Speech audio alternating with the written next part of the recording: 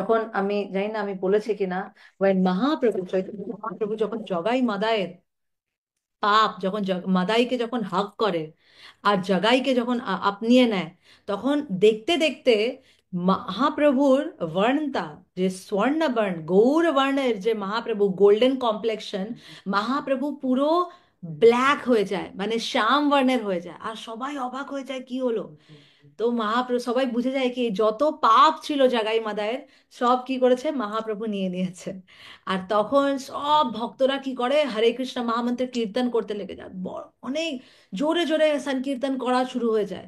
আর সংকীর্তন যখন শুরু হয়ে যায় দেখতে দেখতে মহাপ্রভু তখন হাত তোলে, আর আস্তে আস্তে এই সব পাপগুলো হেঁটে, মানে সব কালো এই বর্ণটা হেঁটে যায়, আর Mahaprabhu is back to his original গৌর বর্ণ।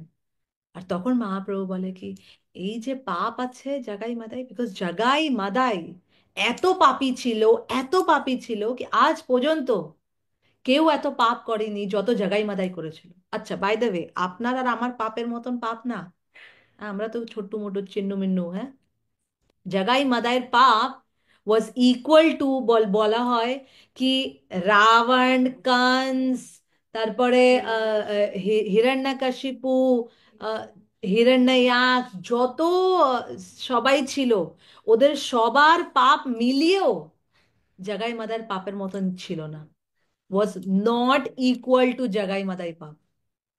এত পাপী ছিল জাগাই মাদাই। আর ওই পাপ এখন কোথায় যাবে, কার কাছে যাবে?